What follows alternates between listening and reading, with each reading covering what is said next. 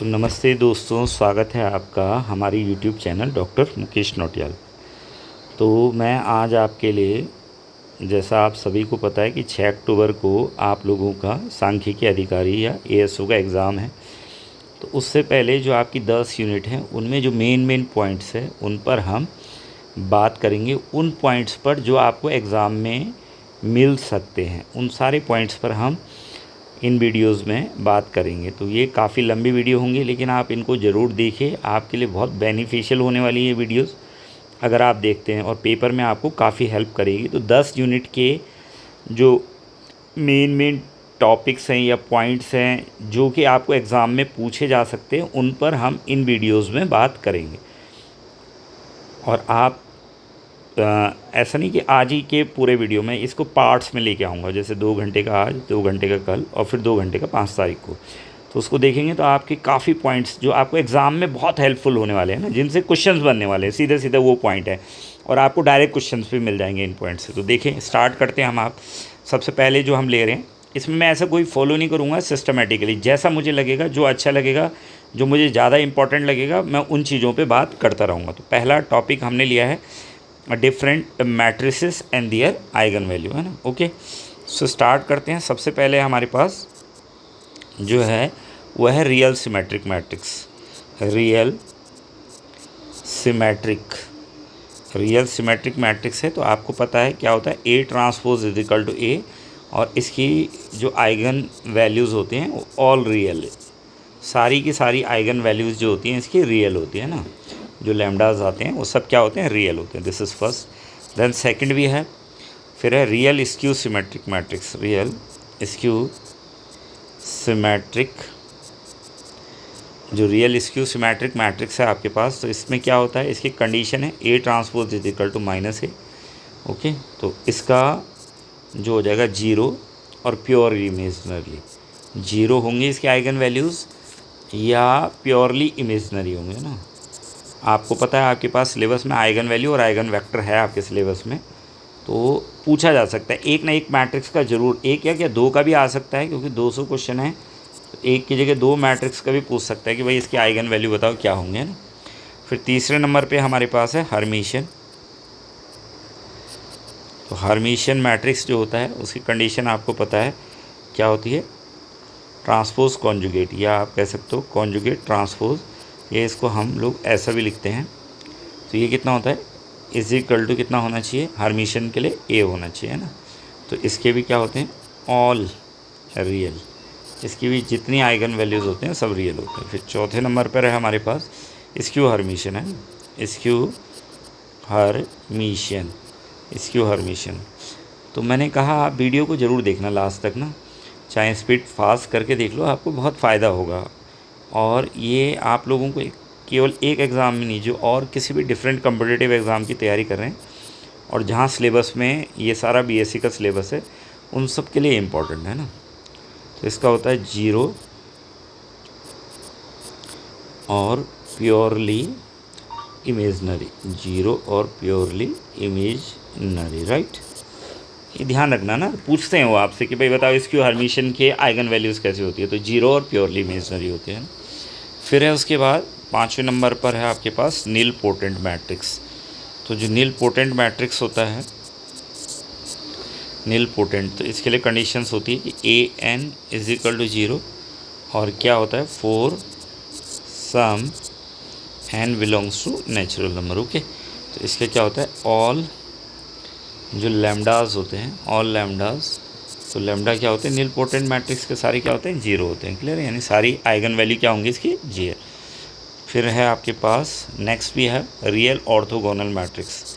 Then next भी है real orthogonal matrix. Okay, so when you have real orthogonal matrix, so the what is condition for the real orthogonal matrix भी है,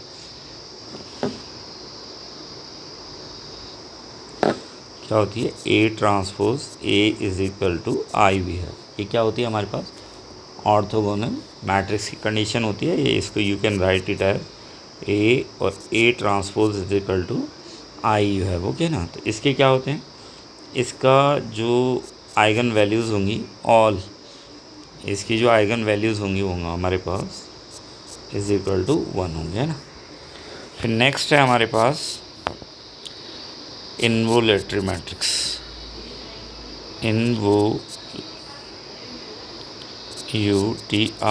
इन्वोलेटरी matrix जो होता है तो क्या होती है उसकी कंडीशन।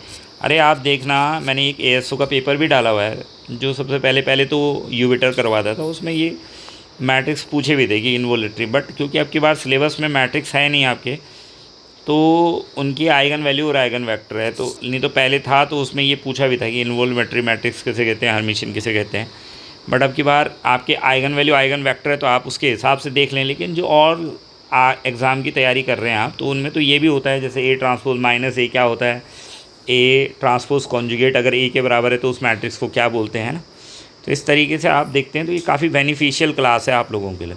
सो इन्वोलेटरी का जो हो जाएगा, ऑल जितने भी आइगन वैल्यूज़ आएंगे आपके पास लैम्डा, ये क्या होंगी, -1 और +1 होंगे, है ना। इनको निकाल भी सकते हैं वैसे अगर हम इसका वो बनाएं कैरेक्टरिस्टिक्स इक्वेशन, तो अभी बताएंगे, आगे आएगा थोड़ा सा। अभी क्योंकि शॉर्टकट में है, डिटेल के लिए तो और वीडियो हैं चैनल पे पड़े हुए, आप उनको देख सकते हैं। लेकिन अब 3 दिन में मुझे 10 यूनिट का मेन पॉइंट्स का रिवीजन कराना है, तो उसके हिसाब से मैं ये वीडियो बना रहा हूँ। तो आप लोग देखेंगे A square is equal to A, तो A square is equal to A idempotent matrix होता है साहब। तो इसकी जो आइगन वैल्यूज़ होती हैं, ऑल लैम्डाज आर 0 और 1, है ना, ये होता है। नेक्स्ट फिर इसके बाद है आपके पास पॉजिटिव डेफिनेट मैट्रिक्स, है ना, ये बहुत इंपॉर्टेंट है। पॉजिटिव डेफिनेट मैट्रिक्स क्या होता है, ये नेट में भी इसका क्वेश्चन बनता है कि पॉजिटिव डेफिनेट मैट्रिक्स को आप कैसे आइडेंटिफाई करते हैं। तो इसके लिए फार्मूला होता है एक्स ट्रांसपोज ए और X is greater than equal to 0। तो इसके लिए सारा जो लैम्डाज होते हैं वो ग्रेटर देन 0 यानी पॉजिटिव होने चाहिए। फिर आपके पास 10वें नंबर पर है same positive semi definite matrix, है ना, पॉजिटिव सेमी डेफिनेट मैट्रिक्स।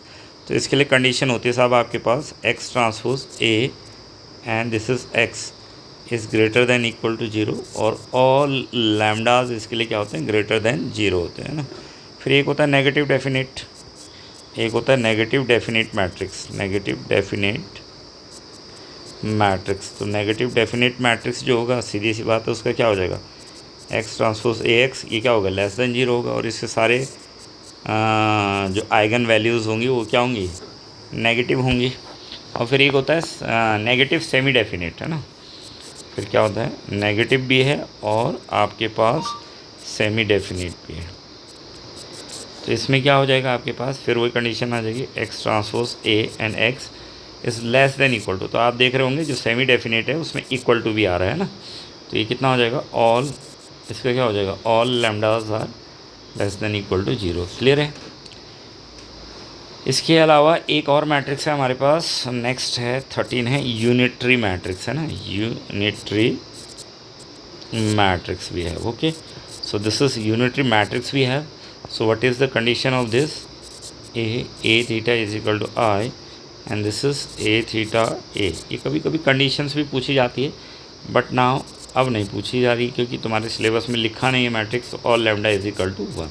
तो ये हो गया हमारे पास different matrices and their eigen value. अब दूसरी बात करते हैं हम, अब हम देखते हैं इसको। अब आपको एक चीज़ मैं और बताता हूँ, एक होता है spectrum, spectrum of matrix A. Okay, spectrum of matrix A. तो क्या होता है स्पेक्ट्रम ऑफ मैट्रिक्स ए, तो जितनी भी आइगन वैल्यू होती है, the set of all eigen value of the matrix ए क्या होती है, दिस सेट ऑफ, ये टेक्निकल टर्म्स है, आपसे पूछी जा सकती है ना। दिस सेट ऐसा पूछ सकता है कि भाई सारी, the set of all eigen value is known as, फिर 4 ऑप्शन दे देगा तो आपको बताना पड़ेगा, the set of all eigen, the set of all eigen values of the matrix। इसको ज़रूर देख लेना आप लोग एग्ज़ाम से जाने से पहले एक बार। इस कोई भी एग्ज़ाम हो, चाहे LT लेक्चरर कोई भी, सब में काम आएगा ये, नोन एज सिर्फ ये नहीं, बना तो इसके हिसाब से रहे हैं पर सब में है ये। स्पेक्ट्रम ऑफ द मैट्रिक्स ए, इसे क्या बोलते हैं? स्पेक्ट्रम ऑफ द मैट्रिक्स ए। तो अगर आपसे पूछा जाए कि भाई स्पेक्ट्रम ऑफ मैट्रिक्स किसे कहते हैं, the set of all eigen values, उसको क्या कहते हैं, तो आप बता सकते हैं स्पेक्ट्रम ऑफ द मैट्रिक्स कहते हैं, ठीक है ना। और इसमें एक चीज़ और ध्यान रखनी है कि जो लार्जेस्ट वैल्यू होती है, द लार्जेस्ट जो आपकी आइगन वैल्यू होगी, the largest eigen value of the matrix, उसको क्या कहते हैं आप लोगों को पता होना चाहिए। The largest eigen value of the matrix A, of the matrix A is known as, क्या बोलते हैं उसको हम लोग? ये पूछ सकते हैं आपसे, टेक्निकल टर्म्स मेरा कोशिश रहेगी कि मैं सारी बताऊँ आपको। फिर अगर कुछ छूट जाएंगे और आपको लगता है कि ये छूट गई तो आप मुझे कमेंट कर देना, मैं उसके बारे में भी बता दूंगा। स्पेक्ट्रल रेडियस है, दिस इज़ वेरी इंपॉर्टेंट है, ये ध्यान रखना है। स्पेक्ट्रल रेडियस कहते हैं उसे of the matrix A, of the spectral radius of the matrix, जिस मैट्रिक्स की आप बात कर रहे हैं उसको, उसका क्या बोलते हैं? स्पेक्ट्रल रेडियस बोलते हैं, ठीक है। उसके बाद आपको एक चीज़ और पता होना चाहिए, ट्रेस ऑफ द मैट्रिक्स, है ना। तो आपको पता है क्या होता है? Sum of eigen values of any square matrix A is equal to the trace of the matrix A, trace of the matrix। और जिन्होंने बहुत कम पढ़ा है तो उनके लिए तो मैं कह रहा हूँ ये बहुत काम की चीज़ है, मतलब एक शॉर्ट रिवीजन हो जाएगा आपका सारी 10 की 10 यूनिट का। तो मैंने कहा 2-2.5 घंटे की क्लास आज दूंगा, 2-2.5 घंटे की कल और 2-2.5 घंटे की परसों। तो तब तक मेरा प्रयास रहेगा कि मेन पॉइंट्स है ना, सारी कहानी नहीं जाए, सिर्फ मेन पॉइंट में कवर करूँगा इस पर, जो कि आपको एग्ज़ाम में पूछे जा सकते हैं कि ट्रेस क्या होता है। ट्रेस से कई क्वेश्चन सॉल्व होते हैं, ट्रेस से आपको पता है ना। तो उनको हेल्प करने में आपको ये पॉइंट्स क्या करेंगे? मदद करेंगे। फिर उसके बाद है आपके पास नेक्स्ट है कि जो प्रोडक्ट ऑफ आइगन वैल्यूज़ होता है ना मैट्रिक्स का, वो equal to the determinant of the matrix. यानी याद रखना, डिटरमिनेंट अगर किसी मैट्रिक्स का निकाल रहे हो तो ये किसके बराबर होता है? Product of the eigen value, product of the eigen values of the matrix. अगर ए की बात कर रहे हैं तो ए लिख लो, मैट्रिक्स ए, है ना। डिटर्मिनेंट जो होता है प्रोडक्ट ऑफ आइगन वैल्यूज़, तो मतलब समझ रहे हो, अगर कहीं पर आपको प्रोडक्ट पता है, आइगन वैल्यू पता है, तो आप डिटर्मिनेंट सीधा निकाल सकते हो। The product of the eigen values of the matrix A is equal to the determinant of the matrix, okay ना।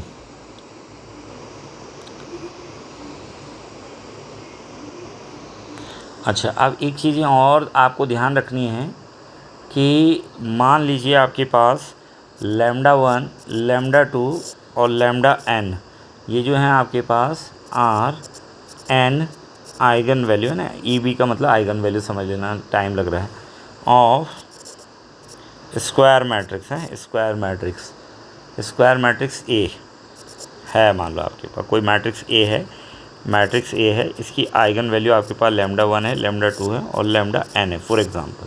तो अब हम इससे क्या क्या कंक्लूज़न निकाल सकते हैं ना, ये ध्यान रखना है आपको। तो आपसे कोई पूछे कि भाई अगर ए की आइगन वैल्यू आपको पता है तो क्या आप बता सकते हो कि ए प्लस के आई की आइगन, के कोई स्केलर है ना, के क्या है, के जो है स्केलर है वो, तो ए प्लस के आई की जो आइगन वैल्यू होंगी वो क्या होंगी? λ1 के, λ2 के और ऐसी λn और के हो जाएंगे, ठीक हो गया। ऐसे ही आपको अगर कोई पूछ ले कि के ए की आइगन वैल्यू क्या होंगी, तो के ए की जो आइगन वैल्यू होंगी वो आपके पास क्या हो जाएंगी? के λ1 कॉमा के λ2 एंड एस दिस के λn, राइट। ऐसे आपसे कोई पूछे कि अगर आपको ए की आइगन वैल्यू पता है तो ए इन्वर्स की आइगन वैल्यू, तो आपको कुछ ज़्यादा दिमाग लगाने, पेपर में सॉल्व थोड़ी करना है। 1/λ1, 1/λ2, 1/λn, वैसे ये रूल पता होंगे आपको लेकिन अगर नहीं पता है तो ये ध्यान रखने हैं आपको।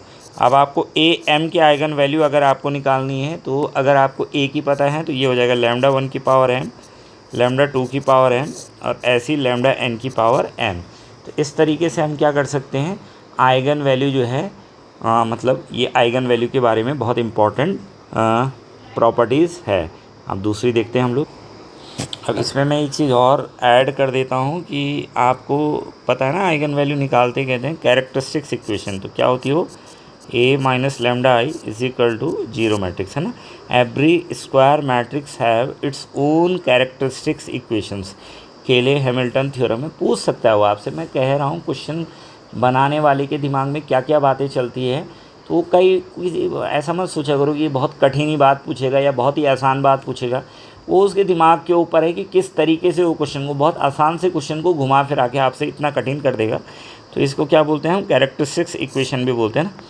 कैरेक्टरिस्टिक्स इक्वेशन भी हम निकालते हैं, A minus lambda is equal to zero, और केले हैमिल्टन थ्योरम का स्टेटमेंट भी आप लोगों को पता होना चाहिए। फिर यहाँ से कैरेक्टरिस्टिक्स पॉलिनोमियल भी निकालते हैं आप लोग, कैरेक्टरिस्टिक्स पॉलिनोमियल। तो वो कैसे निकलता है, ए माइनस लैम्डा आई से निकलता है। फिर इसका अगर आप डिटर्मिनेंट ले लेते हैं और जीरो कर देते हैं तो ये कैरेक्टरिस्टिक्स क्या बन जाता है आपके पास, इक्वेशन बन जाता है।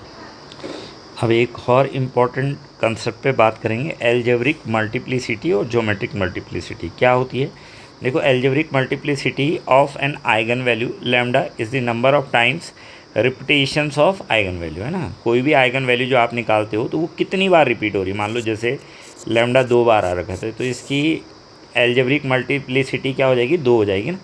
या 3 बार आ गया तो 3 हो जाएगी, 4 बार हो गया तो 4 हो गया। तो वही कह रहा है वो, algebraic multiplicity of an eigen value lambda is the number of times repetitions of eigen value. Okay, फिर एक होता है ज्योमेट्रिक मल्टीप्लिसिटी। तो geometric multiplicity of an eigen value lambda is the number of linearly independent eigen vector corresponding to lambda. मान लो आपकी lambda कोई eigen value है, अब इसके करस्पॉन्डिंग आपको कितने लीनियरली इंडिपेंडेंट आइगन वेक्टर मिल रहे हैं ना। जितने लीनियरली इंडिपेंडेंट आइगन वेक्टर मिलेंगे वो इसकी ज्योमेट्रिक मल्टीप्लिसिटी होगी। इंपॉर्टेंट कंसेप्ट है ये, फिर ध्यान रखना। आप पढ़े होंगे आप लोगों ने, बट रिवीजन हो जाएगा आप लोगों का। एक बार इस पूरे वीडियो को देखो, आप काफ़ी अच्छे से समझने का प्रयास करो, क्योंकि मैंने कहा मेन पॉइंट को मैं डिस्कस करूँगा और सारी 10 की 10 यूनिट का प्रयास करूँगा कि आप लोगों से डिस्कस किया जाए। इसके बाद हम ट्रांसपोर्टेशन को डिस्कस करेंगे ना, सॉरी, इसके बाद एलपीपी को डिस्कस करेंगे। पहले इसको कर रहा हूँ, फिर एलपीपी को करता हूँ। तो आज देखते हैं कितना हो पाता है। तो आप लोग लास्ट तक देखना, तब पता लगेगा आपको कि कहाँ तक मैं कवर कर पाता हूँ। और अगर कोई चीज़ रह गई है तो आप कमेंट कर देना, मैं वहाँ उस पर भी वीडियो बना के दे दूँगा, कोई छोटा वीडियो शॉर्ट्स बना के दे दूँगा आपको जैसी प्रॉब्लम। क्योंकि बेसिकली मैं आप लोगों के लिए बना रहा हूँ, तो जब आप लोग मुझे सजेशन देंगे ना, तो उसके हिसाब से मेरे को काम करने में क्या रहती है, आसानी रहती है। क्लियर हो गया। अब आपको ये ध्यान रखना है कि कभी कभी आपको geometric multiplicity of eigen value, ठीक है ना, जो ज्योमेट्रिक मल्टीप्लिसिटी होती है किसी आइगन वैल्यू की, of eigen value lambda R, तो ये होती है, अभी क्या बोला मैंने, क्या होती है, linearly independent eigen vector corresponding to lambda. तो इसको निकालने का तरीका मैं बता देता हूँ आपको। N minus rank of A minus lambda R I, है ना, इस फार्मूले से, यानी N minus rank A minus lambda R I. तो इससे क्या निकाल सकते हो आप, ज्योमेट्रिक मल्टीप्लिसिटी ऑफ, क्या निकाल सकते हो, किसी की भी आप ज्योमेट्रिक मल्टीप्लिसिटी निकाल सकते हो।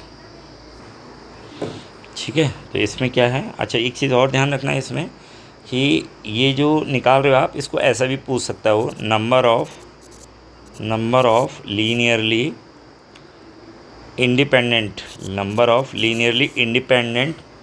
वेक्टर ऑफ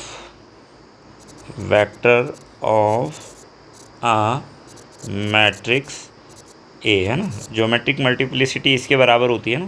तो ये किसके बराबर मैंने लिखा अभी, N minus rank A minus lambda R I, है ना। अब यहाँ पर ध्यान रखना आपके पास कि जो एन है ये क्या होगा, ऑर्डर ऑफ मैट्रिक्स होता है ना। तो ये जो ए है ये दे रखा आपको A I J, and this is n into n. Okay, तो ये ध्यान रखना आप, काफ़ी चीज़ें इसमें। और एक चीज़ और ध्यान रखना है कि जो एल्जेब्रिक मल्टीप्लिसिटी होती है, algebraic multiplicity is greater than equal to, है ना, एल्जेब्रिक मल्टीप्लिसिटी का मतलब क्या होता है, lambda R is greater than equal to geometric multiplicity, geometric multiplicity of lambda R. या जो है क्या कह रहा है, algebraic multiplicity of lambda R, lambda मतलब कोई क्या है, आइगन वैल्यू है ना, एल्जेब्रिक मल्टीप्लिसिटी ऑफ किसी आइगन वैल्यू की एल्जेब्रिक मल्टीप्लिसिटी हमेशा बड़ी होती है ज्योमेट्रिक मल्टीप्लिसिटी ऑफ उस आइगन वैल्यू से। ओके, तो ये भी this is important result we have. अब आपके पास डायगनलाइजेशन भी है आपके फार्मूले में सिलेबस, ठीक है, तो डायगनलाइजेशन भी है। तो डायगनलाइजेशन तो आपने पढ़ा होगा, लेकिन मैं थोड़ा सा कंडीशन बता देता हूँ आपको कि डायगनलाइजेशन को आप चेक कैसे कर सकते हो। मान लो आपके पास कोई मैट्रिक्स ए है जो n बाई एन का है ना, मैट्रिक्स है जिसका ऑर्डर कितना है, n बाई एन है आपके पास, और ये क्या है, over a field f, over a field f के ऊपर है। तो ये डायगनलेबल होगा, ठीक है ना। ये कब होगा, इसका डायगनलाइजेशन कब हो सकता है, अगर कब हो कि if and only if there exist an eigen vector of A which are ध्यान रखना है, लीनियरली इंडिपेंडेंट होने चाहिए। क्या होने चाहिए, आपके पास कोई मैट्रिक्स है ए जिसका ऑर्डर n बाई एन का है, स्क्वायर मैट्रिक्स है, ओवर अ फील्ड जो है उसके ऊपर f के ऊपर डिफाइन हो रहा है। ये डायगोनलेबल कब होगा, अगर इसके जो n आइगन वेक्टर हैं उनको लीनियरली इंडिपेंडेंट होना ज़रूरी है, ठीक है ना। फिर दूसरी बात है आपके पास, फिर वही है कि मैट्रिक्स ए है n बाई एन और फील्ड f के ऊपर, तो इसको भी क्या है, if the eigen value of A be all distinct, अगर इस ए की जितनी भी आइगन वैल्यू वो डिस्टिंक्ट आनी चाहिए। क्या आनी चाहिए, ऑल आइगन वैल्यूज़, ऑल जो आइगन वैल्यूज़ हैं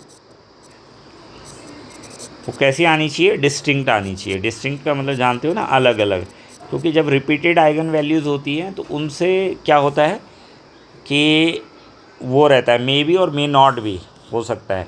लेकिन when you have a different eigen value, when you have a different distinct eigen value, तो आपका जो डायगोनलेबल होने की कंडीशन है वो ज़्यादा हो जाती है, यानी होता है, फिर डायगोनलाइजेशन की जो प्रोसेस है वो पूरी हो जाती है। लेकिन इसका कन्वर्स जो है वो ट्रू नहीं होता, ठीक है, ध्यान रखना, इसका जो कन्वर्स है वो ट्रू नहीं होता। तो ये कुछ पॉइंट है जो आपको ध्यान रखना चाहिए। पहले मैंने कहा कि जो आइगन वेक्टर्स आने चाहिए वो लीनियरली इंडिपेंडेंट होने चाहिए, वो जो आइगन वैल्यू आनी चाहिए वो डिस्टिंक्ट होनी चाहिए, जो आइगन वैल्यू आपके पास होनी चाहिए वो क्या होनी चाहिए, डिस्टिंक्ट। देखो अब हम बात करेंगे मिनिमल पॉलिनोमियल पे। तो मैंने आपको जो 200 नंबर का पेपर दिया था, 200 क्वेश्चन थे जिसमें, और पिछले 30 दिनों से मैं आपको क्या करा रहा हूँ, MCQ क्वेश्चंस करा रहा हूँ, सीरीज़ करा रहा हूँ MCQ क्वेश्चन की।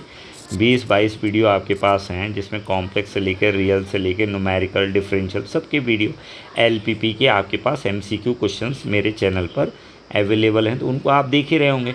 लेकिन उनमें हमने कई सारी चीज़ें, मतलब क्योंकि शॉर्टकट में है वो तो सॉल्यूशन ओरिएंटेड था ना, तो इसीलिए मैं उनमें आपने देखा होगा मिनिमल पॉलिनोमियल पे मैंने क्वेश्चन ज़रूर दिया। तो मिनिमल पॉलिनोमियल होता क्या है, पहले तो ये ध्यान देना, पता होगा। मैं कह रहा हूँ एक शॉर्ट रिवीजन में आप लोगों को बता रहा हूँ।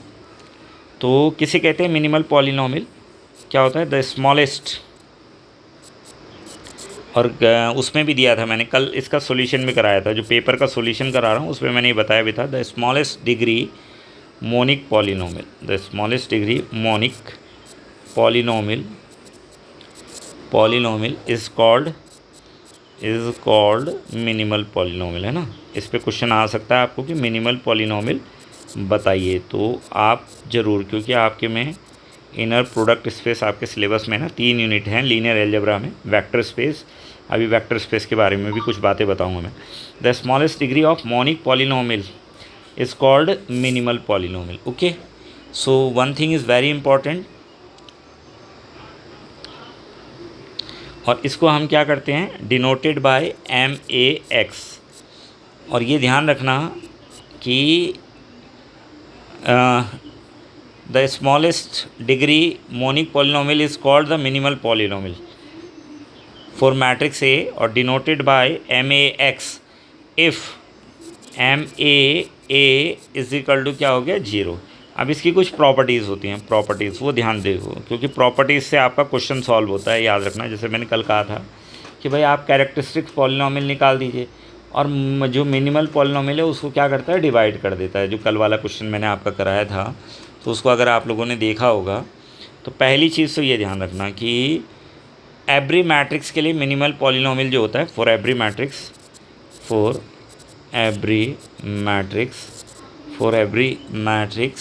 Minimal polynomial is unique. Minimal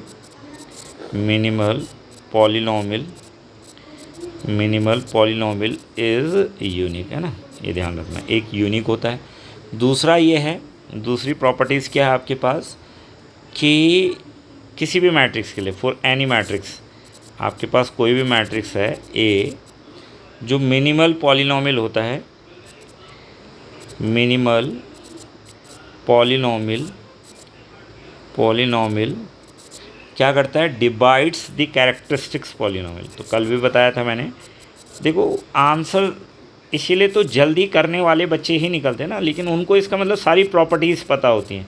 जिस बच्चे को जितनी ज़्यादा प्रॉपर्टीज़ पता होती है तो उतने शॉर्टकट तरीके से क्वेश्चन को सॉल्व कर लेता है। अब जो हर क्वेश्चन को पूरा सॉल्व करेगा, अगर मान लो मिनिमल पॉलिनॉमियल का आ गया, तुम कैरेक्टरिस्टिक्स पॉलिनॉमियल निकाल रहे हो, फिर मिनिमल निकाल रहे हो, अरे इतना देर तो 1 घंटा लग जाएगा एक क्वेश्चन करने में। मेरे चैनल में डायगोनलाइजेशन का एक वीडियो है, देखना आप उसको कि डायगोनलाइजेबल कब होता है, वो डिटेल वीडियो है, तो उसमें देखना मैंने सब निकाल रखे हैं, मिनिमल पॉलिनॉमियल भी, कैरेक्टरिस्टिक्स पॉलिनॉमियल भी निकाल रखे हैं। तो इतना टाइम थोड़ी है यार तुम्हारे पास, तुम्हें ट्रिक पता होनी चाहिए ना। सीधी सी बात है कि भैया इस ट्रिक से कि चलो जैसे मैंने कहा डिस्टिंक्ट आइगन वैल्यू आ गई, तो अब आपसे पूछ रहा है कि ये डायगोनलाइजेशन होगा कि नहीं होगा डायगोनलाइजेबल, तो आप कहोगे हाँ सर हो सकता है ये ना, होगा, क्योंकि डिस्टिंक्ट आइगन वैल्यू। तो कैरेक्टरिस्टिक्स और प्रॉपर्टीज़ आपको पता होनी चाहिए। तो वो कह रहा है any matrix minimal polynomial divides the characteristics polynomial, right, ये ध्यान रखना है। तो मतलब इन प्रॉपर्टीज़ से आप अंदाज़ा लगा सकते हो। तीसरी बहुत इंपॉर्टेंट प्रॉपर्टी है, ये आपको पता भी होगी, कि जो डिग्री होती है ना मिनिमल पॉलिनॉमियल की, जो डिग्री होती है वो 1 होती है, लेकिन कब, if and only if A is scalar matrix, A is scalar matrix. अगर आपका मैट्रिक्स स्केलर है तो उसकी डिग्री 1 हो सकती है। लेकिन if A is not scalar, मान लो स्केलर नहीं है, तो तब क्या होगा, if A is not scalar then तब उसकी जो डिग्री होगी ना MAX की, वो याद रखना आपको 2 होगी या 2 से बड़ा। ये क्वेश्चन पूछ सकता है भाई, वो है ये MCQ बना के ये क्वेश्चन आपसे पूछा जा सकता है। दिस क्वेश्चन, इस पर MCQ बन सकता है कि बताओ जो मिनिमल, अगर मैट्रिक्स स्केलर है तो उसका डिग्री कितना होता है मिनिमल पॉलिनॉमियल का, या अगर मैट्रिक्स स्केलर नहीं है तो उसका डिग्री कितना होता है मिनिमल पॉलिनॉमियल का, राइट। क्लियर है ना। तो ये कुछ चीज़ें हैं, अब आगे देखते हैं हम। हाँ, अब मैं कुछ चीज़ें आपको बता रहा हूँ जो अगर सीधे क्वेश्चन आए तो आपको ध्यान रखना है कि ये पॉइंट आपके काम आ सकते हैं ना, मतलब पेपर में सीधा बन सकता है इनसे क्वेश्चन कि every idempotent matrix can be diagonalizable, ठीक हो गया। एक दूसरा है every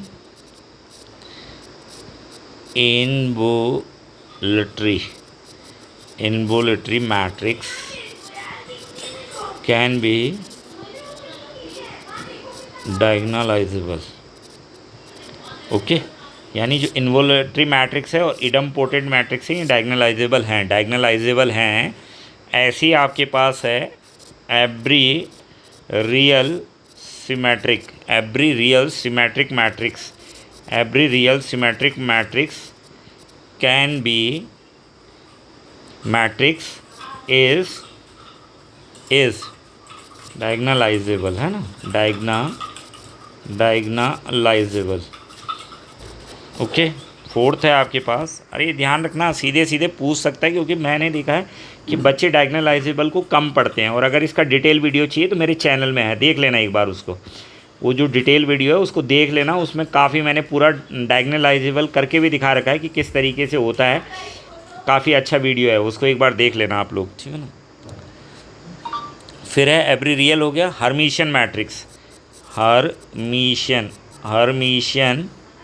matrix, Hermitian matrix can be diagonalisable है ना, ओके। फिर उसके बाद है निलपोटेंट मैट्रिक्स, पांचवा है निलपोटेंट। तो आपको लगता है निलपोटेंट मैट्रिक्स जो है डायगोनलाइजेबल है कि नहीं है? निलपोटेंट मैट्रिक्स जो है डायगोनलाइजेबल है कि नहीं है? निलपोटेंट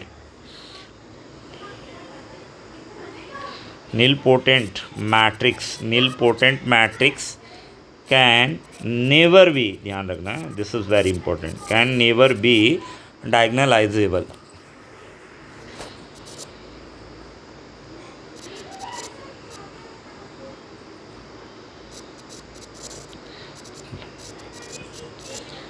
अनलेस, ये भी ध्यान रखना है, कब?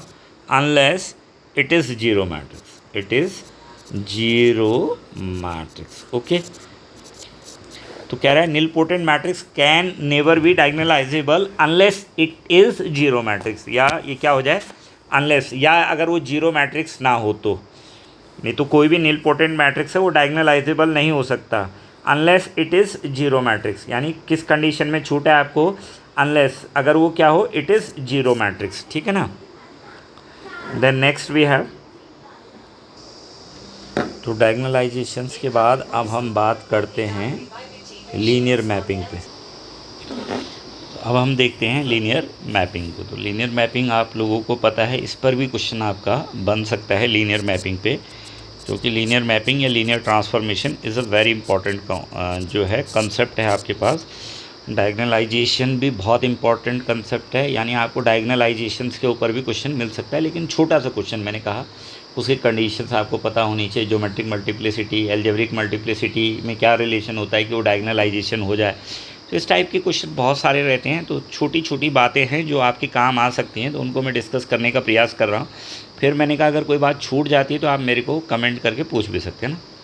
तो मान लिया आपके पास V और W जो हैं वो वेक्टर स्पेस है ना, V और W क्या है आपके पास? वेक्टर स्पेस हैं, और किसके ऊपर है? ओवर फील्ड F के ऊपर है, फील्ड F के ऊपर है। तो देखो आपको पता है कि कोई मैपिंग है आपकी V to W, इसको आप लीनियर मैपिंग या लीनियर ट्रांसफॉर्मेशन कहोगे ना, लीनियर मैपिंग भी कहते हैं और लीनियर ट्रांसफॉर्मेशन भी वही चीज़ है। लीनियर मैपिंग कहेंगे या आप इसको क्या कह सकते हो? लीनियर ट्रांसफॉर्मेशन, इस पर क्वेश्चन आएगा ही आएगा भैया। दो, एक तो पहचानने को आएगा कि ये लीनियर ट्रांसफॉर्मेशन है कि नहीं है, बहुत इंपॉर्टेंट है।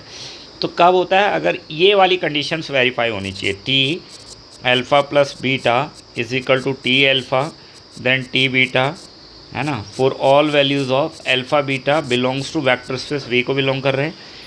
और या जो कंडीशन A और कंडीशन B, दूसरी कंडीशन है आपके पास T C alpha is equal to C T of alpha, okay. And this is for all, again C जो है वो किसका एलिमेंट होना चाहिए? C किसके अंदर होना चाहिए? F के अंदर होना चाहिए, स्केलर के अंदर, है ना। और इसके अंदर जो अल्फ़ा है वो किसका एलिमेंट है? V का है। अब इन दोनों कंडीशंस को अगर मर्ज कर दिया जाए तो आप देखेंगे एक कंडीशन बनेगी, और इस कंडीशन से आप वो कर सकते हैं, इन दोनों को मर्ज करके एक कंडीशन बना लो। मेरे हिसाब से तो वो कंडीशन पर भी क्वेश्चन दे सकता है आपको, यानी इसी कंडीशन को पूछ लेगा कि बताओ क्या हो, ये लीनियर ट्रांसफॉर्मेशन होगा कि नहीं होगा। तो A alpha plus B beta is equal to A T of alpha plus B, this is T of beta, okay. For all values of we have alpha beta belongs to B and all C, D belongs to F। ये field है आपके पास, ये vector space है ना। तो this is condition for the linear transformation. अब मैंने लीनियर ट्रांसफॉर्मेशन पर एक वीडियो भी डाला हुआ है, उसमें 18 क्वेश्चंस करा रखे हैं, उसको देख लेना कि किस टाइप से पहचानते हैं। तो थोड़ा सा आइडिया मैं दे दूँ, जैसे XY कहीं मिल जाए आपको, ये नहीं होता लीनियर ट्रांसफॉर्मेशन, है ना। क्लियर हो गया? ऐसे भी नहीं होना चाहिए आपके पास, किसी चीज़ का स्क्वायर नहीं होना चाहिए, जैसे X स्क्वायर Y स्क्वायर, ये भी लीनियर ट्रांसफॉर्मेशन नहीं होता। ये भी नहीं मिलना चाहिए X प्लस 3 Y माइनस 1, ये नहीं होने चाहिए। हाँ, ये हो सकते हैं X plus Z Y minus 3X, अरे 2Z, यानी लीनियर है तो लीनियर होना चाहिए ना। लीनियर ट्रांसफॉर्मेशन का मतलब क्या होता है? बेसिकली या लीनियर होता है। क्लियर है? तो ये पॉइंट आपको ध्यान रखना है, ताकि ये पेपर में अगर आपसे पूछे जाए तो आपको पता होने चाहिए। इसके अलावा क्या है कि हमारे पास कुछ फार्मूले भी हैं जो बहुत इंपॉर्टेंट होते हैं। एक ये आपको पता होना चाहिए रिलेशन। कई बार तो रिलेशन आपको एग्ज़ाम में पूछे जाते हैं, है ना। रिलेशन सीधा सीधा आपसे पूछ लिए जाते हैं रिलेशन, तो आपको पता होनी चाहिए कि रिलेशन क्या क्या है। जैसे एक रिलेशन होता है nullity, nullity of T, nullity of T plus rank of T is equal to, याद रखना, डायमेंशंस ऑफ वी, ये होता है हमारे पास, है ना। यानी nullity plus rank of T is equal to क्या होता है, डायमेंशंस ऑफ वी होता है आपके पास। क्लियर है। तो this is very important relationship between the nullity, rank and dimension. तो ये पूछा जा सकता है कि what is the relationship between rank, nullity and dimension, या what is the relation between nullity and dimension, so on. अलग अलग तरीके से भाई वो उसके ऊपर डिपेंड करता है कि वो किस तरीके से आपसे क्वेश्चन पूछ लेता है। तो और इसको आपको इन चीज़ों को ध्यान भी इसलिए रखना पड़ता है क्योंकि ये भाई पेपर में आप पूछने वाले के हाथ में तो पता नहीं क्या क्या है, वो कुछ भी आपसे पूछ सकता है। ज़रूर थोड़ी वो हमारे हिसाब से ही पूछेगा सारी चीज़ें, वो अपने अपने हिसाब से पूछते रहते हैं। अब इसी में एक और इम्पॉर्टेंट रिजल्ट है, ये भी आपको पता होना चाहिए। Let T such that U to V and S such that V to W be two linear transformation we have. Okay, तो आपको ये पता होना चाहिए then rank of S T जो होता है वो लेस देन होता है रैंक ऑफ एस। ओके, और ऑप्शन एक है हमारे पास property rank of S T is equal to होता है रैंक ऑफ टी एस और is equal to rank of S, है ना। इसमें एक कंडीशन है, इफ़, ये भी ध्यान रखना, if T is non singular, है ना। टी का क्या होना चाहिए, नॉन सिंगुलर होना चाहिए। क्लियर है। देन नेक्स्ट भी है, अब एक जो मैंने अभी 200 नंबर का एक पेपर दिया था आपको, उस पर मैंने कुछ क्वेश्चन भी आपसे पूछे थे। तो इसी में है ये थ्योरम ऑन आइसोमॉर्फिज्म, यानी वेक्टर स्पेस में जब आइसोमॉर्फिज्म हम देखते हैं तो उस पर कुछ थ्योरम्स है, इनको देखो, ये भी इम्पॉर्टेंट है इन, क्योंकि बेसिकली मेरा बताने का प्रयास उनका है जहाँ की रिज़ल्ट से आपका पेपर में क्वेश्चन बन सकता है, जिन रिज़ल्ट से आपका पेपर में क्वेश्चन बन सकता है। जैसे आपके पास है two finite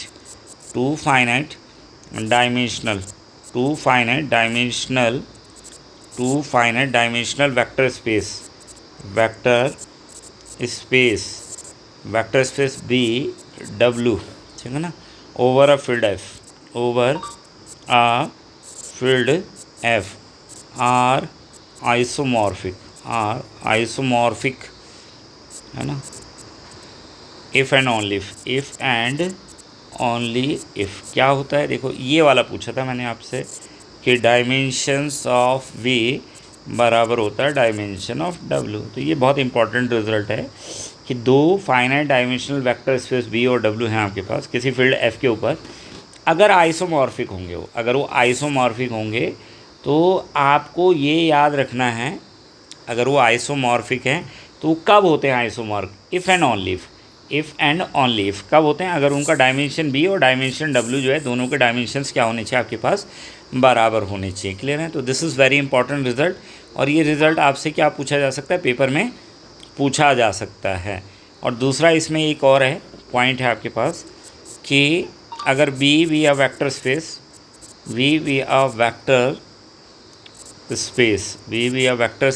of dimension n over a field f,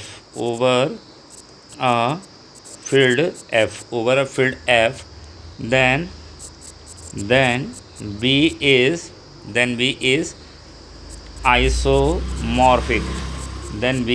isomorphic of किसका, Fn का क्या हो जाएगा, वो आइसोमॉर्फिक आपके पास हो जाएगा। ठीक है। तो ये ये भी क्या है हमारे पास, एक इम्पॉर्टेंट रिज़ल्ट हमारे पास इसके बारे में है।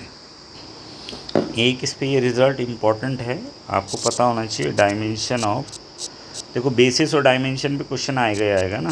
तो सिंपल सी डेफिनेशन है, मतलब ऐसा नहीं है कि मैं हर चीज़ डिस्कस कर रहा हूँ। मैंने कहा मैं कुछ इंपॉर्टेंट रिज़ल्ट फार्मूलाज जो आप लोगों को एग्ज़ाम में पूछे जा सकते हैं ना, बाकी वो डेफिनेशन तो आपको पता ही होनी चाहिए कि बेसिस किसे कहते हैं भाई, डायमेंशन किसे कहते हैं, वेक्टर स्पेस किसे कहते हैं, वेक्टर सब स्पेस किसे कहते हैं, ये तो इम्पोर्टेंट है। लेकिन ये कुछ रिज़ल्ट जो हैं डायरेक्ट पूछ लिए जाते हैं। आपने देखा भी होगा कई पेपर में ये रिज़ल्ट आ रखे हैं। तो ये भी एक इम्पॉर्टेंट रिज़ल्ट है कि क्या कहता है कि dimension of W1 plus W2 is equal to dimension of W1 plus dimension of W2 minus dimension of W1 intersection W2। Clear है? This is important. Linear dependence आपको पता होना चाहिए, लीनियरली इंडिपेंडेंट आपको पता होना चाहिए कि किसे लीनियरली डिपेंडेंट कहते हैं, किसे लीनियरली इंडिपेंडेंट कहते हैं। तो आपको पता है कि लीनियरली डिपेंडेंट का मतलब है जब आप एक दूसरे पे डिपेंडेंट हो। तो जैसे A1 alpha 1, A2 alpha 2, AN alpha 1 zero हो रहा है, क्लियर है, लेकिन वो इंडिविजुअली जीरो नहीं है और उनका रिज़ल्ट जीरो हो रहा है। और अगर आपके पास क्या है कि भाई आप इंडिविजुअली जीरो हो और तब आपका रिज़ल्ट जीरो आ रहा है, तो आप लीनियरली क्या हो, इंडिपेंडेंट हो।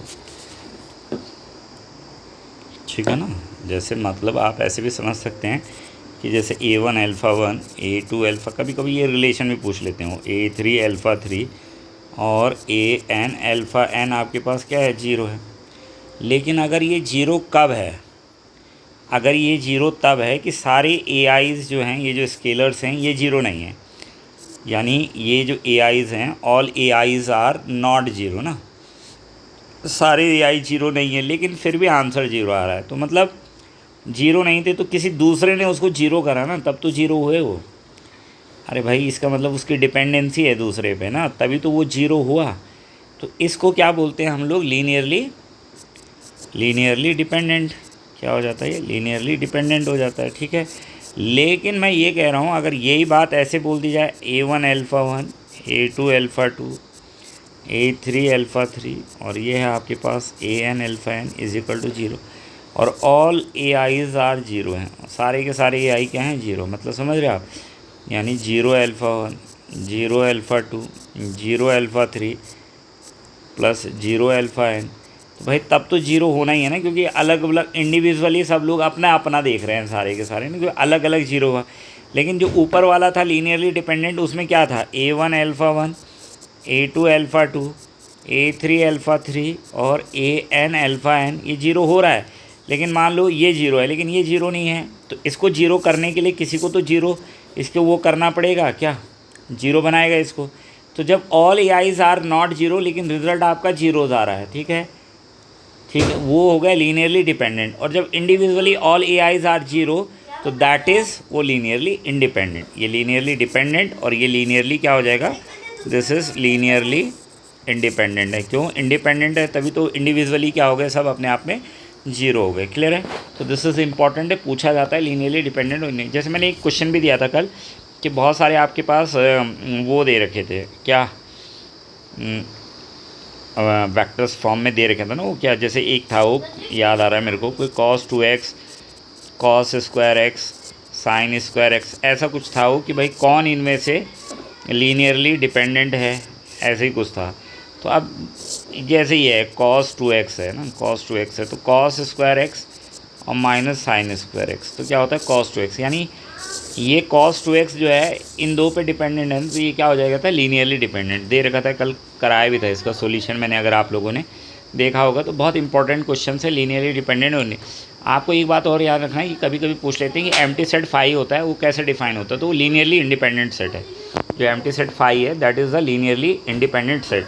अब आपको इसमें बेसिस, डायमेंशन, ठीक है ना, इनको एक बार देख लेना, ये भी इम्पॉर्टेंट है, बेसिस और डायमेंशन। फिर मैंने कहा अगर आपको लगता है कि नहीं साहब ये हमें थोड़ा सा बता दो, तो मुझे कमेंट कर देना और मैं बता दूंगा, क्योंकि 10 किताबें पूरी करनी है, तो उनके मेन फार्मूले जो पेपर में आ सकते हैं उनको मैं डिस्कस यहाँ पर कर रहा हूँ, कि जो पॉइंट ऐसे हैं क्रूशल, और वो आपको काम आएंगे रियल एनालिसिस में, कॉम्प्लेक्स में, जब इंटीग्रेबल बताऊँगा मैं, लीनियर ट्रांसपोर्टेशन प्रॉब्लम, क्योंकि वहाँ पर जो छोटे छोटे पॉइंट्स हैं दे आर वेरी हेल्पिंग, क्योंकि वो थ्योरेटिकल क्वेश्चन आपके इस पेपर में ज़्यादा आने, तो वहाँ पर जहाँ पर थ्योरेटिकल क्वेश्चन ज़्यादा आते हैं, तो ये जो छोटे छोटे पॉइंट होते हैं ये बड़ा हेल्प करते हैं हमारे एग्ज़ाम में, क्योंकि अगर हमें पता है जैसे ये है तो ये सीधा ही आएगा ना आपके पास कि भाई डायमेंशन ऑफ W1 क्या होता है, ये लीनियरली डिपेंडेंट की कंडीशन, लीनियरली इंडिपेंडेंट, ये सारी जो कंडीशनें हैं तो ऐसी पूछी जा सकती है।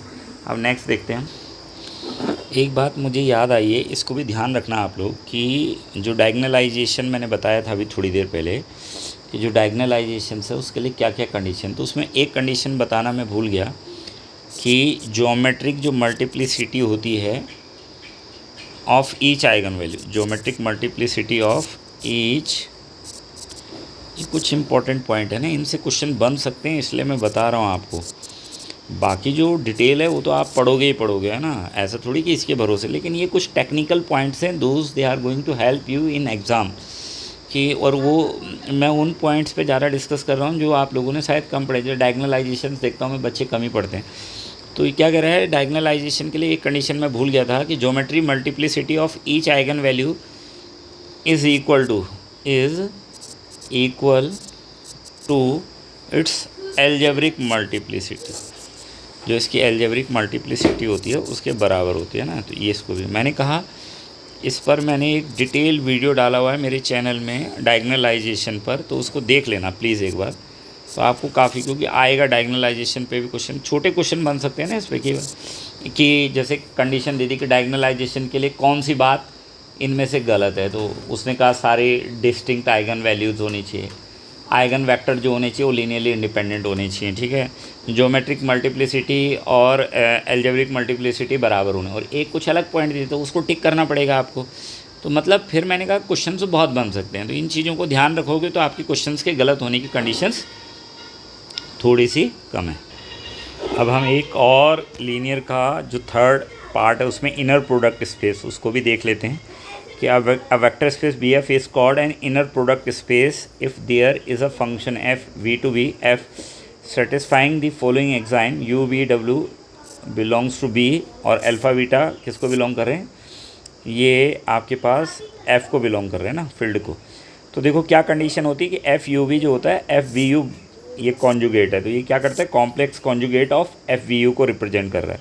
फिर दूसरा है F U comma U greater than equal to zero होना चाहिए, and F U comma U is equal to zero होना चाहिए फॉर किसके लिए, जब आपके पास क्या हो, U is equal to zero. तीसरी कंडीशन है alpha U beta B comma W, alpha F U W plus beta F V W, ये आ जाए। तो अगर ये तीनों कंडीशन कोई फंक्शन सेटिस्फाई कर रहा है तो उसको हम क्या कहते हैं, इनर प्रोडक्ट ऑन बी कहते हैं। क्या कहते हैं, अगर कोई फंक्शन एफ जो है ये फर्स्ट कंडीशन को, सेकंड को और थर्ड कंडीशन को सेटिस्फाई कर रहा है तो उसको आप क्या कहते हो, is called an inner product on B, inner product on B, उसको क्या बोलते हैं, इनर प्रोडक्ट कहते हैं बी के ऊपर। तो इनर प्रोडक्ट स्पेस, देखो मैं फिर कह रहा हूँ कि वो 20-30 जो MCQ वीडियो हैं और इनको देख लो, तो जिन लोगों ने अगर कम भी पढ़ा है तो उनको भी एक आइडिया अच्छा पेपर में आ जाएगा फाइट करने का, खासकर वो जो BSc वाला सेक्शन है जिसमें, क्योंकि इसमें अलग अलग कैटेगरी की पोस्ट है, तो अलग अलग कैटेगरी के लिए अलग अलग मेरिट जाएगी, सबके लिए हाई नहीं जाएगी, कुछ के लिए लो भी रहेगी मेरिट। तो वहाँ आपको हेल्पफुल हो सकती हैं क्लासेस, जो आप वो ऑप्शनल वाली क्लास है, मेरी MCQ वाली क्लासेस हैं प्लस ये क्लासेस हैं, तो इनको अगर आप देख लेंगे, अभी 3 दिन है मेरे पास, तो आज का है और कभी कल और परसों, तो मैं आपको दूंगा बना के, मैक्सिमम इंपॉर्टेंट चीज़ें कवर करके दूंगा मैं इन क्लासेस में, तो आप देख लेना एक नज़र, तो ये आपको काफ़ी हेल्पफुल हो सकती है एग्ज़ाम में, ठीक है ना। नेक्स्ट है हमारे, एक ये भी आपको ध्यान रखनी है, नॉन, अब है एक हमारे पास ये थ्योरम भी आपसे पेपर में पूछी जा सकती है, non empty subset W is a vector space B over a field F is a सब स्पेस, है ना, वेक्टर सब स्पेस के ऊपर थ्योरम है ये B का। If and only if alpha belongs to W, beta belongs to, and alpha plus beta belongs to W, और alpha belongs to W, C belongs to F, then C alpha belongs to W। तो ये क्या है, non empty subset है W of a vector space B का, ये W जो है सब स्पेस है वेक्टर स्पेस B का। वेक्टर स्पेस की कंडीशंस भी पढ़ लेना, जो आप इन उसके दो के लिए होती है ना, एक आउटर ऑपरेशन के लिए, इनर ऑपरेशंस के लिए जो कंडीशंस होती है उनको भी आपको याद रखना है, क्योंकि उन कंडीशंस को भी वो क्वेश्चन बना के आपसे पूछ सकता है, लेकिन वो कॉमन है, जनरल है, जिसने भाई इतनी चीज़ें पढ़नी है, उसने वेक्टर स्पेस तो पढ़ ही रखा होगा ना, तो वेक्टर स्पेस वो मैंने मेंशन नहीं किया क्योंकि वो कॉमन चीज़ें वो हर बच्चा पढ़ेगा ही पढ़ेगा, मोटा मोटा लिखा है वेक्टर स्पेस। पर ये सब स्पेस की डेफिनेशन है, तो इसको एज अ क्वेश्चन वो पूछ सकता है कि alpha belongs to W, beta belong, then alpha plus beta belongs to W, alpha belongs to W, C belongs to F, C alpha belongs to W. तो ये क्या हो जाएगा हमारे पास, दिस इज डेफिनेशन है, और ये डेफिनेशन आपको ध्यान में रखनी है, ये पेपर में आपसे पूछी जा सकती है। क्लियर है?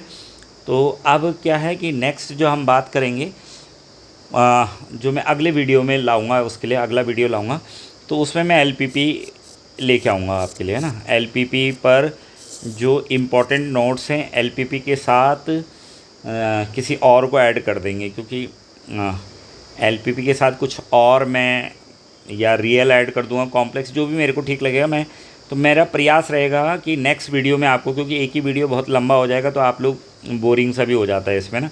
और फिर मैंने कहा अगर आप लोगों को कहीं पर कोई समस्या आती है और आप मुझे कमेंट कर देना इस पे, किस पे, जो मेरे यूट्यूब चैनल के सर, जैसे मान लो कुछ भी है कि ऑर्थो नॉर्मल को बता दो, ऑर्थो बेसिस को बता दो, डायमेंशन को बता दो, फील्ड को बता दो, तो अगर वो छोटी सी चीज़ होगी तो मैं छोटा आपको बता दूंगा, मतलब ऐसे ही करके उसी पे बता देंगे। नहीं तो आप मेरे टेलीग्राम से जुड़ जाना, वहाँ मैं कई चीज़ें से शेयर करता रहता हूँ, तो वहाँ पर आपको डॉक्टर मुकेश नौटियाल है ना, और मेरा फेसबुक पेज भी है doctor Mukesh Nautiyal maths classes के नाम से, और व्हाट्सएप चैनल भी है, उसको भी ज्वाइन, कहीं भी ज्वाइन कर लेना, आपको मिल जाती हैं चीज़ें अगर आप वहाँ पूछते हो, क्योंकि वहाँ थोड़ा देना आसान रहता है। अब इस पर इतनी बड़ी फ़ाइल ऐड नहीं होगी, तो वो कहीं व्हाट्सएप हो गया, टेलीग्राम हो गया, तो वहाँ एक कागज़ पे आंसर लिख के आपको भेजा जा सकता है। क्लियर है? तो आप ज्वाइन कर लें।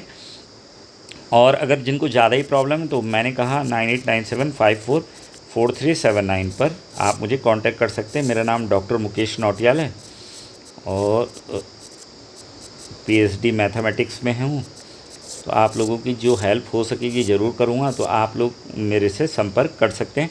फिर नेक्स्ट वीडियो अभी मिल जाएगा आपको। और मैंने कहा मेरा प्रयास रहेगा कि जो आपकी 10 यूनिट हैं, इनको मैं इन विदिन 3 डेज़ मेन चीज़ें, उनमें 10 यूनिट की मेन चीज़ें विदिन 3 डेज़ आपको अवेलेबल कराने का प्रयास करूँगा। और जिनमें ज़्यादा इम्पॉर्टेंट चीज़ें, या अगर आपको लगता है कि सर रीमानियन इंटीग्रल की पहले डिस्कस कर दो, तो वो आप कमेंट कर देना। मतलब अगर आपको किसी पर्टिकुलर की चाहिए कि नहीं सर पहले इसकी डिस्कस कर लो, तो उसको आप कमेंट बॉक्स में कमेंट कर देना, तो मैं उसको पहले डिस्कस कर लूँगा ना। और जो अगर अच्छा लगे वीडियो तो सब्सक्राइब कर देना चैनल को। 200 क्वेश्चन का पेपर है, उसको सॉल्व कर लेना, उसके सॉल्यूशन भी डाले हुए हैं, एमसीक्यू क्वेश्चन के पूरे 20-22 वीडियो हैं, उनको देख लेना। तो बहुत सारा मटेरियल है चैनल में, 230 के करीब हमारे डिटेल वीडियो हैं जिनमें सब कुछ डिफ़ाइन कर रखा है, relation, function, matrix, Euler's theorem, जो सिलेबस है बीएससी का, वो डिटेल वीडियो भी है, एमसीक्यू भी हैं। तो आप देखते रहना, आपके काम का है। और जो मैथ्स से रिलेटेड किसी भी एग्ज़ाम की तैयारी कर रहे हैं तो वो मेरे साथ जुड़ सकते हैं। और अगर आपको पॉलिटेक्निक लेक्चरर की लाइव क्लासेस चाहिए, पेड क्लासेस हैं, अगर आप उस बैच से जुड़ना चाहते हैं तो मुझे इस नंबर पे कांटेक्ट कर सकते हैं। Thank you. अगर आप लोगों ने वीडियो को ध्यान तक लास्ट तक देखा है तो आपका धन्यवाद, थैंक यू। और मिलते हैं फिर नेक्स्ट वीडियो में, है ओके, थैंक यू, बाय।